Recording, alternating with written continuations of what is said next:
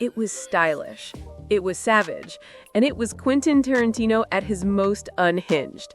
Kill Bill Volume 1 didn't just slice through the box office, it carved its way into pop culture forever. When it premiered in 2003, audiences had never seen anything quite like it. A blood-soaked ballet of revenge, framed like a samurai epic, and soundtracked like a 70s fever dream. Uma Thurman's Bride, Lucy Liu's O-Ren Ishii, and Vivica A. Fox's Vernita Green became instant icons. Fierce, fearless, and unforgettable. 2 decades later, we look back at the warriors who made Kill Bill legendary.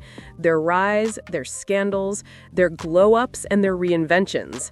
This is Kill Bill Volume 1, 2003, then versus now, 2025.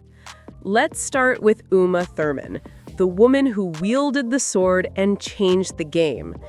In 2003, Uma wasn't new to stardom. She'd already conquered the 90s with Pulp Fiction, earning an Oscar nod and becoming Tarantino's muse. But when Kill Bill dropped, she transformed from cool indie darling to full-blown action goddess. She trained for months in martial arts, sword fighting, and wire stunts, performing nearly everything herself. Tarantino once called her the soul of the story, and he wasn't wrong. The Bride's vengeance-fueled rampage became a feminist legend, inspiring countless female-led action movies. But off-screen, things weren't always cinematic perfection. Uma suffered serious injuries during filming and later revealed her struggles with the aftermath. Her candidness in the Me Too era, particularly regarding Tarantino and Harvey Weinstein, reshaped how Hollywood handles on-set power dynamics. Fast forward to 2025, and Uma has evolved into a symbol of resilience. She starred in prestige TV shows like Chambers and Suspicion, braced motherhood, and raised Maya Hawke, her daughter with Ethan Hawke, who's now one of Hollywood's brightest young stars. Stranger Things, Maestro. Uma's legacy? Still lethal, still luminous. Next up, Lucy Liu, the queen of cool and the blade-wielding boss you never forget.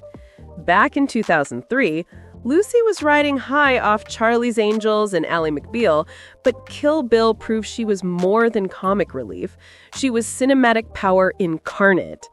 As O-Ren Ishii, she mixed grace and danger with terrifying elegance.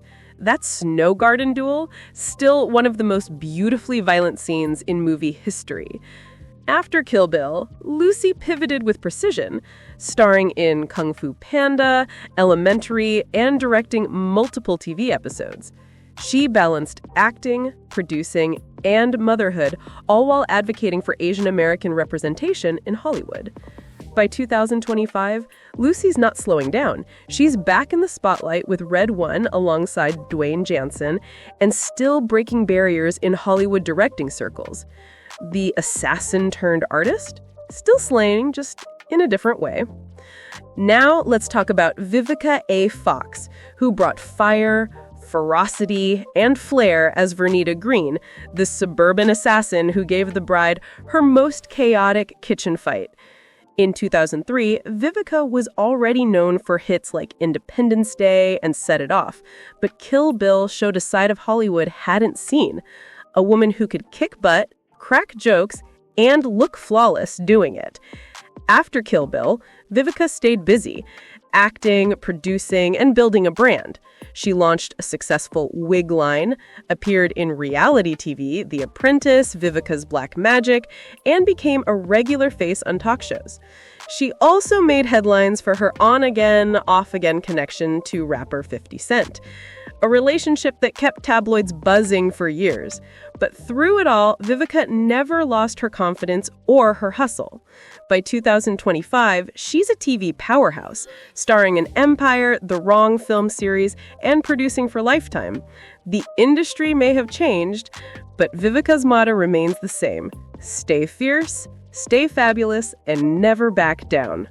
Then there's Daryl Hannah, who played Elle Driver, the one-eyed assassin with a whistle that could freeze your blood. In the early 2000s, Daryl was already a Hollywood veteran, known for Blade Runner and Splash. But her Kill Bill performance was a full-on rebirth. With her cold sneer and deadly precision, she reinvented herself as a villain audiences loved to hate. Behind the scenes, however, Daryl's life was shifting.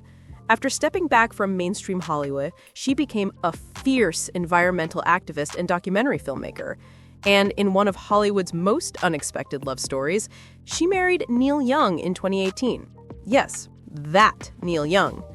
In 2025, she's still passionately advocating for climate action, often seen at sustainability summits rather than red carpets.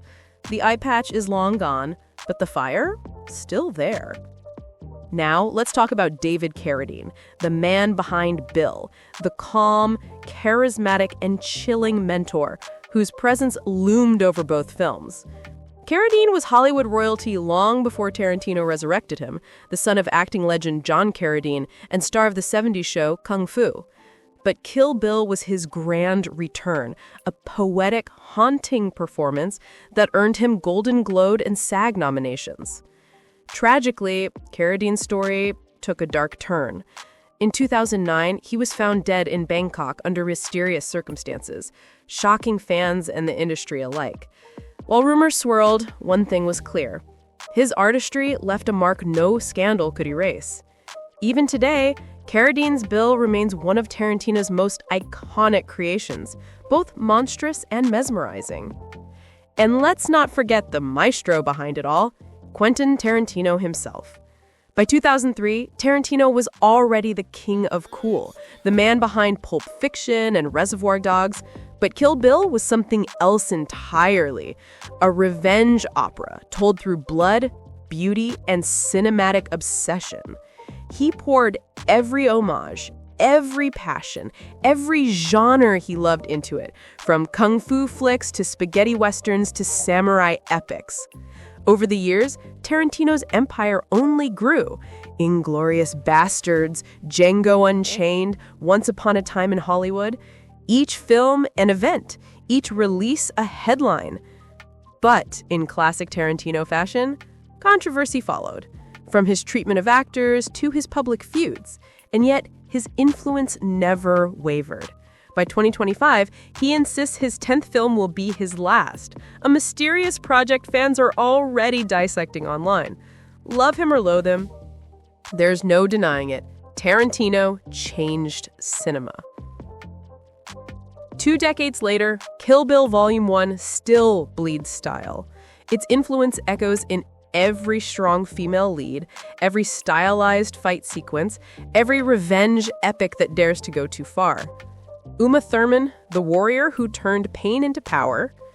Lucy Liu, the queen who balanced beauty and bloodshed. Vivica A. the fighter who never stopped shining. Daryl Hannah, the activist who found her peace. David Carradine, the legend whose shadow endures, and Quentin Tarantino, the mad genius who made violence an art form. Together, they didn't just make a movie, they made a movement. Each of their stories is a testament to transformation. Some found healing, others redemption, and a few found immortality through cinema itself. Uma reclaimed her power, Lucy redefined her legacy, and Tarantino? He wrote himself into film history. Share your thoughts in the comments, hit that subscribe button, and ring the bell for more Hollywood then and now stories. Because in Hollywood, revenge might be a dish best served cold, but legacy? That lasts forever.